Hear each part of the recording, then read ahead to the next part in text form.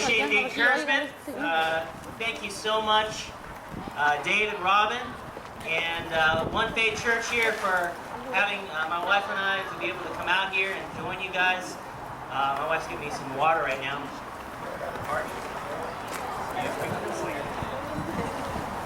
Come on, Robert!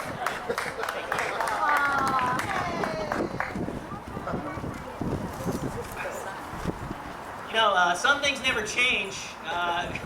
It is beautiful out here. Another thing that never changes is how fun it is to be with Dave and Robin. Very, very fun. It's good to be back. You know, one of the priorities I had when I came here was to go to 3-day suit broker. You know, we don't have that where I am. You get a good cheap suit, so I made my way over there. And the reason I had to go was because I had gained some weight. I couldn't fit into some of my suits. In fact, I even went to the tailor and I said, you know, can I expand these suits out? And I was able to do that with one or two of them, but I couldn't do that with the rest of them. And it's funny because Dave was saying, well, you know, actually I had the similar problem. I lost this weight and they couldn't take them in. So some things do change. I say maybe we should switch suits or something like that. We live in Oak Ridge, North Carolina. I'm sure none of you have heard of that. It's near the city of Greensboro, which probably none of you have heard of as well. It's there in North Carolina. We have our two kids, Kennedy, who's 12, and Kyle, who's 10. I don't know, maybe some of you remember them when they were little kids. So as Dave said, I'm here to introduce my book, Faith and Finances. So I appreciate you guys hearing me out on that and participating in the course that I'm working on designing. And what that means is you guys are able to get the course materials for free because I'm still working on them. And what I'm hoping to get in return is some feedback so that I can make it better before I finalize it. So I appreciate that. So as Dave explained, I'm doing... I just want you to know that, you know, I'm getting something from it, you're getting something that's good. So Dave explained it well. This is kind of a two-part thing. So actually right now I'm going to do a lesson on the origins of communion itself. All right? So the communion or Lord's Supper is actually many things. It's really the only New Testament ritual that's commanded by the Bible, right? If you look at the Old Testament, the Jews had to follow all sorts of rituals. I don't know how they kept up with it, frankly. But as Christians, we're very fortunate. Really, the only thing we absolutely need to keep up with is our time of communion. And it's a time of remembrance and participation in the sacrifice of Jesus, the Son of God. Amen. Did you know that the communion is actually a reenactment of the Jewish engagement ritual? But I'm not here to talk about that today. When we do take the cup, we pledge ourselves to Jesus, and He pledges to come back and take us to heaven. It's kind of cool, right? So another cool thing is that the communion is intimately connected and related to the Passover. Passover that's talked about in Exodus, and that's what I'm going to talk about this morning. So if you boil down Christianity to its essence, it's about the cross of Christ and His resurrection. That's really what it's about. And, you know, in the first century, people had a tough time understanding it. The Bible even talks about that. You don't need to turn there, but in 1 Corinthians 1, verse 23, it says, Jews demand signs and Greeks look for wisdom, but we preach Christ crucified, a stumbling block to Jews and foolishness to Gentiles. But to those whom God has called, both Jews and Greeks, Christ is the power of God and the wisdom of God. You know, I became a Christian in Hawaii. I was there for many years, and then I came here. I was here for about 12 years. And from my experience, most people don't go to church. Most people aren't very religious here, right? And, you know, when you invite somebody to church, you kind of have to put your I'm a revolutionary hat on. I'm countercultural, right? Like, you have to work up the courage. You have to put yourself out there, and that's kind of what I was used to as a Christian for 20 some odd years. And here, when you reach out to people, it's kind of like reaching out to Greeks. Right? To Greeks, devoting your life to Christ can seem foolish. Right? You need to help them understand the life of faith. You need to convince them of the wisdom of it for people to want to follow, kind of like how it was for the Greeks. But where I live now, it's kind of like I'm living among the Jews. My wife and I have had culture shock living on the East Coast and in North Carolina, and we still do. Sometimes today we realize, wow, we really live in a different place than we're used to, especially from a religious, cultural perspective. And when you invite somebody to church, or you tell them about your faith, or you try and talk about the Bible, you actually fit in, right? People aren't shocked at all. In fact, people kind of warm up to you, like, oh, okay, cool. I go to this church over here, and tell me about what you're doing, and I'll tell you about what I'm doing. And it's really strange. I'm used to kind of getting some validation from the shock of, wow, you're a person of faith, and you don't get that over in North Carolina. But when I reach out to people, I see that they have stumbling blocks, just like it talked about in the scripture, the same kind of stumbling blocks that Jews have. And the biggest one is that church going is such a tradition that when you try to tell them something about faith, they just think it's another bland flavor of what they already know. So it's hard to get anyone to do anything because they're so in the mentality and the culture. But when you're called by God, the cross is the power and the wisdom of God, what the scripture says. Let me explain a great example of that. The cross, it didn't just come out of nowhere 2,000 years ago. Jesus didn't just like, hey, I'm going to do this thing right then. It's a story that's actually been with us from the beginning of man. The Bible talks about that in Genesis. It's really the big story. It's the story that everybody should be talking about, everybody should be paying attention to, and that's part of our job as Christians. In Genesis 3, God told the serpent that Eve's offspring, referring to Jesus, would one day crush his head. Talking about Satan there. In Genesis 22, Abraham was willing to sacrifice his son Isaac for God.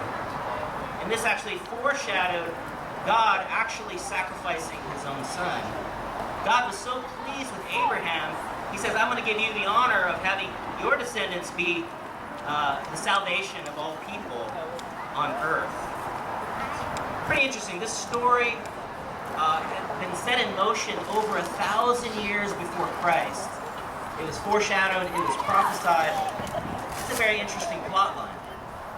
Let's turn over to Exodus 12. So we're going to get a little detailed in the Old Testament here. These days when you watch a movie or a television show, you expect a great plot, right?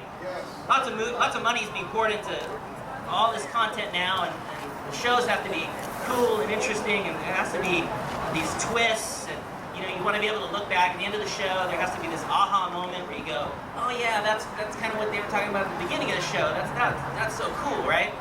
You expect that now when you watch something. God's story of the cross does not disappoint in this same area. In a million years, you never could have guessed what God was going to do. Let's look at Exodus 12, verse 1. The Lord said to Moses and Aaron in Egypt, this month is to be for you the first month of your year. Tell the whole community of Israel that on the 10th day of this month, each man is to take a lamb for his family, one for each household.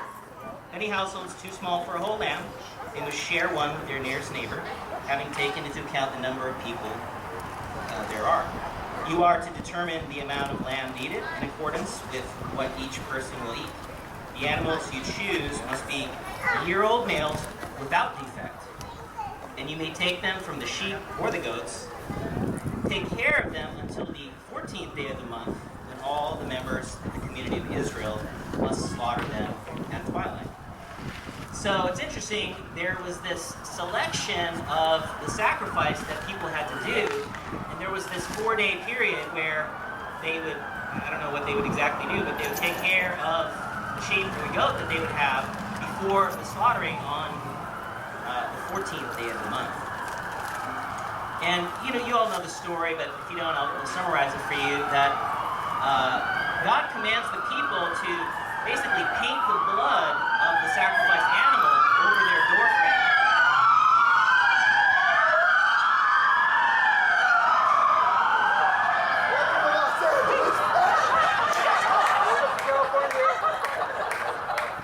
It's exciting being in LA.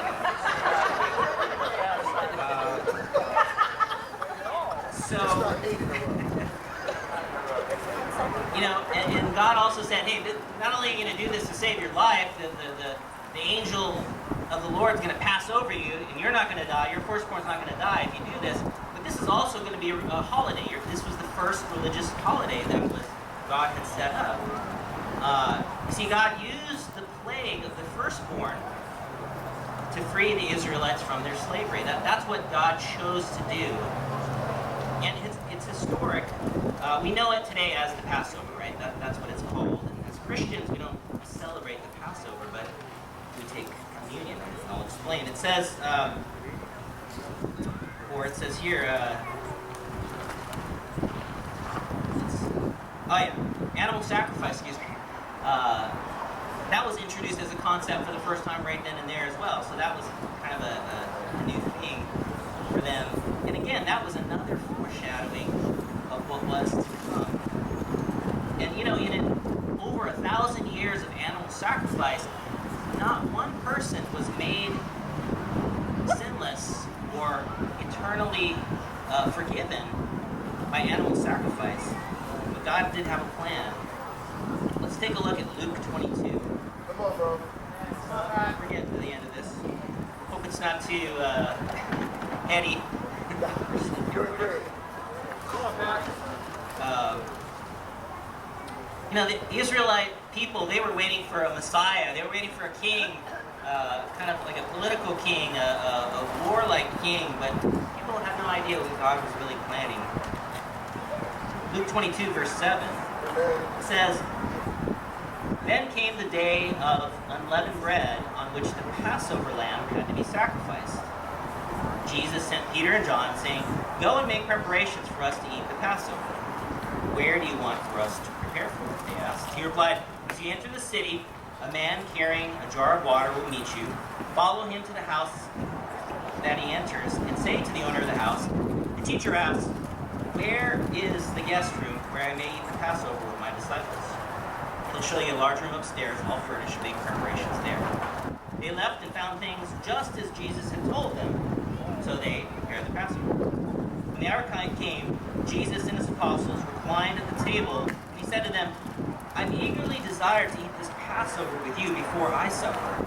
For I tell you, I will not eat it again until it finds fulfillment in the kingdom of God.' After taking the cup, he gave thanks and said, 'Take this and divide it among you, for I tell you, I will not drink again from the fruit of the vine until the kingdom of God comes.' And he took bread, gave thanks, and broke it, and gave it to them, saying, 'This is my body given for you. Do this in remembrance of me.' In the same way, after supper, he took the cup, saying, 'This cup is the new covenant in my blood, which is poured out for you.'" See, we know that Jesus planned on dying. We know that from the scripture. He had it in mind. But what's less obvious is that he had to actually meticulously plan his own death. He had to make the arrangements. He picked the exact day.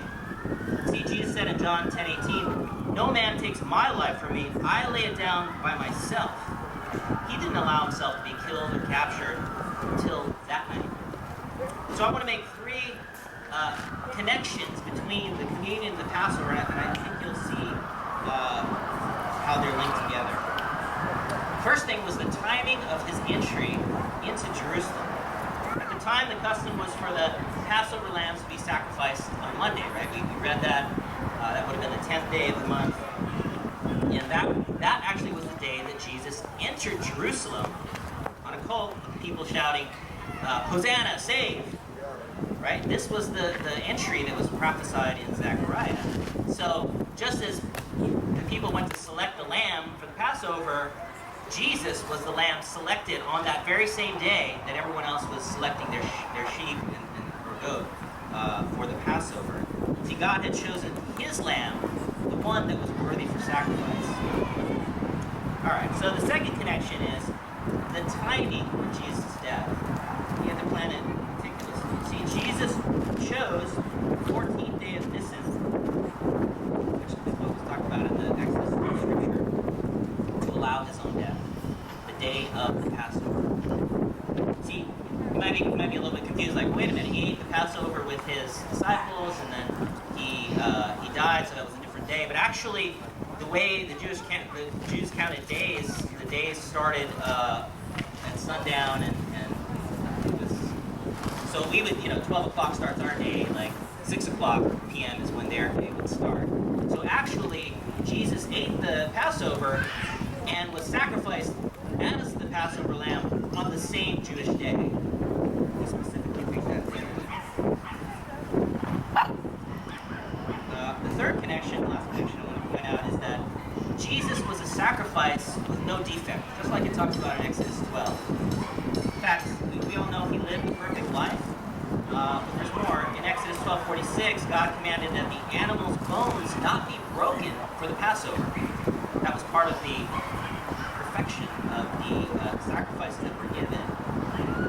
And you see, with Jesus, unlike the typical crucifixion, where at some point the soldiers would give mercy to the people on the crosses and actually break their bones or legs so that they could just pass on and not suffer anymore.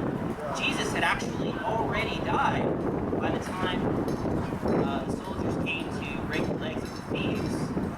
So this scripture was also fulfilled when Jesus says in John 19:36, quoting Exodus 12, "Not one of his bones will be broken." Wow, what an intricate plot it all adds up to. Only God can make such an intricate plot play out so perfectly and do it all in love for us. In conclusion, when Jesus died on the cross, it was the last Passover sacrifice. I mean, that's actually what it was. It did not need it to be repeated. It only needs to be remembered by us now, today. There was a definite beginning, and there was a definite end to what God had created. The story took over 1,000 years to develop. God could have chosen to free the Israelites in many different ways, but he specifically chose the Passover because he wanted us to know how important it was. Let's go ahead and pray for a time. Father, we thank you so much for your great love for us that spans the centuries and the millennia. We're so thankful that you cared enough to give us your Son as a sacrifice. We're grateful for how the perfection of the Bible can stimulate our mind, that it can prove to us that your scriptures are real because things that were foretold thousands of years ago came true exactly the way that you said that they would. We know how important that is. We love you. In Jesus' name.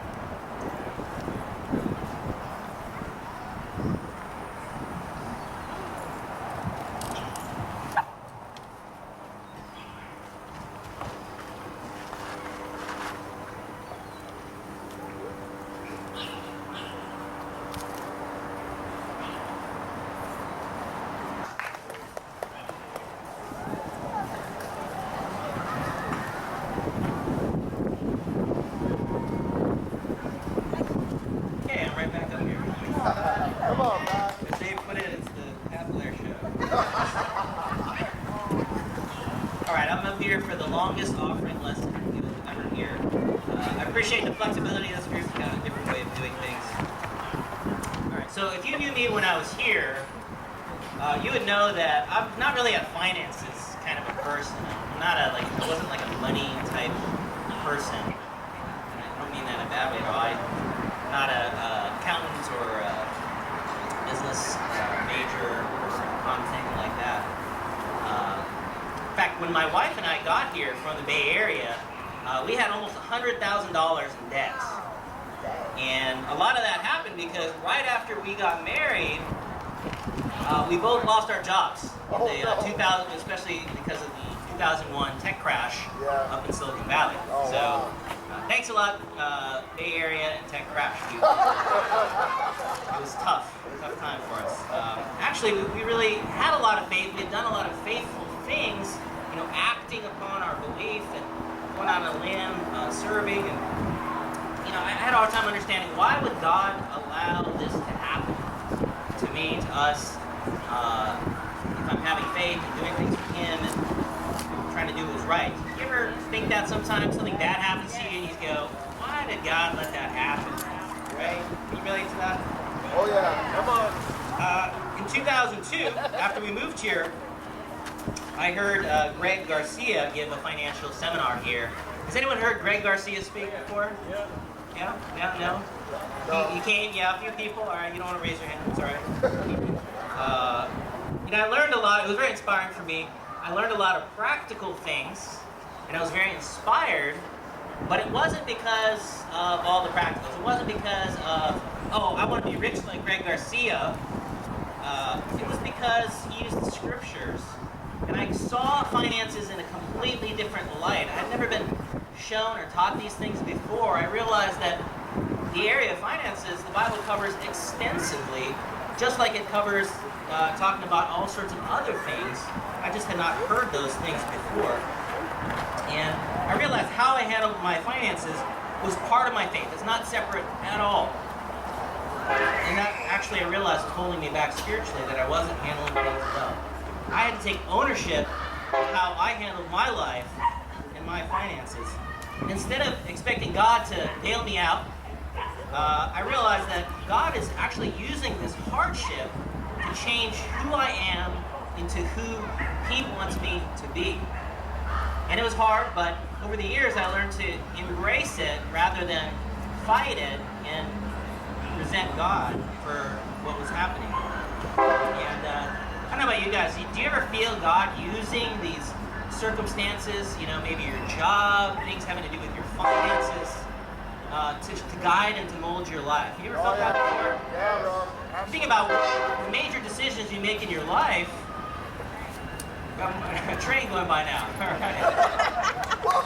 This is cool. All right. Part of the environment here. So I chose to look at it a different way, and that really helped me a lot, because I really do think that is how God works through the circumstances in our lives. That's right. For many years, I studied, observed, and eventually wrote this book, Faith and Finances, because I was so fascinated by all of this and what was going on in the world and the economy, and how do we navigate this as Christians. And when I started to research for the book, I read lots of books, and I realized that there are basically 4 areas that Christian financial books would cover. One is personal finances. 2 would be biblical perspectives or theology. 3 would be investing. And 4 would be Christian giving, charity. And in my book, Faith and Finances, I choose to cover all 4 of those areas in a way that focuses on how it affects our psychology, how it affects our emotions, and how it affects our relationship with God. And I think that those are really the differences between the books that are out there and the book that I've written. And in the course, which the church will be having and hosting here, it'll give you a chance to go even deeper and get more hands-on with a lot of specific training in that area and self-exploration. So the book is like a textbook, and then the course material is like the workbook of sorts. And then the real magic happens when you get together and you talk about it, right? Just like it does with any other area of your life. And the goal is to strengthen the fellowship as a whole, to bring these ideas into the culture so that we don't only grow in certain areas, but we also grow in the area of how we handle our finances and wealth. So I know it can be uncomfortable, but I encourage you guys to give it a shot. Really go for it. Oh, thank you for turning up the volume. So to put it again, the book and course are designed to help you have financial discipline, to have healthy perspective on money and wealth, to invest and grow your wealth, and to promote your godly generosity. All right, so for the offering today, I don't want you to give anything different than what you had already decided to give for the offering before you came here today. Okay? So don't let what I say change it. And what I'm saying has nothing to do with what you're giving today. Unless you increase it. No. Just whatever you're going to give, that's what I decided to give. That's what I want you. So it's not about that. All right, let's take a look at Matthew 6, 19. All right, so this is just a mini lesson here. Matthew 6, 19. So the lesson isn't about what you give at church, it's about who you are.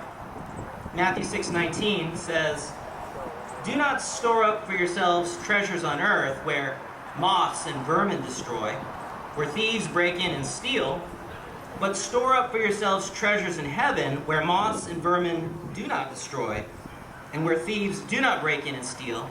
For where your treasure is, there your heart will be also.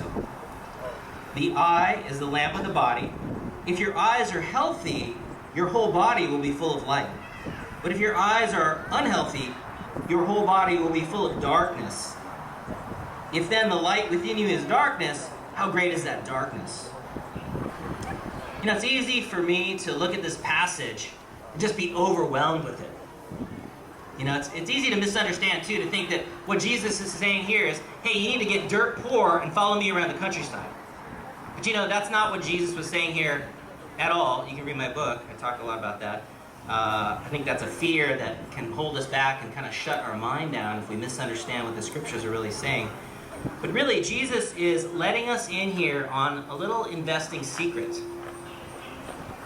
He says, treasures in heaven are the most secure investments you can make. You know, in my book, I devote many chapters to talking about investments. And I knew some about it before I started writing it. But as I researched, I realized all of the investments that you can make in this world are insecure on some level. Every single one. And that's just the nature of things on this earth. And if Jesus wasn't telling his followers, give me money, he was telling us, change how you look at the world. Look at it with faith. If our ultimate destination is heaven, then that's where we need to invest in heaven. All right, so what's this whole eye of the lamp thing, right? This is one of those passages that I just never paid attention to for like 20 years as a Christian or more. I just got confused and decided I just wasn't going to research it or look at it. And I didn't really pay attention to it until I started to write the book, and I realized, okay, this has something to do with money. Let's just look at it one more time here. Verse 22, I'll read it again. It says, "The eye is the lamp of the body. If your eyes are healthy, your whole body will be full of light." That sounds pretty good, right? Yeah. But if your eyes are unhealthy, your whole body will be full of darkness. And this whole thing about the eyes is a little bit confusing to me. And I guess what it means is it's how you look at things. That's what he's really saying here. And, you know, I found the answer. It was so simple. I didn't actually have to look at a commentary. If you have an NIV Bible, it's right there in your footnotes. It says the Greek for healthy and unhealthy in this passage implies generosity and stinginess. See, when we don't have faith in heaven, we get stingy. Stingy people aren't cool, right? Nobody wants to be around somebody who's stingy. We feel guilty if we're being stingy. I know I can be stingy, even if I don't show it on the outside. I can be stingy in my heart, you know, feeling like, oh, I don't want to spend that or give that, or you know, it's really more of an attitude than anything else. And you know, Jesus was a great guy to be around because he was giving, right? He was a cool guy to be around because he gave his time, his love, and he even gave his wealth, right? Some of you may think, well, he didn't have any wealth, right? So it's not like he was giving his wealth. But actually, if you think about it, he gave up being in heaven, the wealthiest place there is, to be on earth here with us. Right? So he went from being the richest person in the universe to being poor here on earth for us. You say, oh, well, that was only temporary, right? Well, you know, it's only temporary for us as well, if you think about it. So he was setting an example for us. Also, Satan offered him to rule all the kingdoms of the earth and be rich, right? Remember that? He turned it down. That's not why he was here. And, does this mean that we ought to spend a lot of money, buying things for each other and doing things like that? Not necessarily. I talk about that in the book as well. It's probably not really exactly what it means to be generous in this context. But I'm convinced of this, that we need to have to be able to give. And I think that's something that's very confused in this world, right? Because of credit, because of borrowing and things like that. If you don't have and you're borrowing, you're really not giving if you think about it. It's just like you need to have a clear conscience if you want to be able to share the peace of God with other people, right? We need self-esteem to be able to encourage, right? Don't we? We need to feel loved to be able to give love, right? And, in the same way, we need to control our spending and be able to save money so that we have something to give to other people. It can take a while to do, but it's really the key to true generosity to control your spending and to be able to save. And, we need to feel great about our finances so that we can share, as Jesus taught us, with a generous heart. Amen? All right, let's pray for the offering. And I guess I'm also praying for the food, right? Okay, great. Let's pray. God, we thank you so much for how you have sent your Son and how Jesus was willing to be able to come down out of the pleasures and the riches of heaven to be down here with us. We thank you that he resisted temptation on earth and set an example for us. We thank you for the prosperity that you've given us. Help us to be able to control our spending and to be able to save so that we can share with a generous heart. God, we also thank you for the plenty of the food that we have today. Help us to enjoy the fellowship and to really bond. In Jesus' name.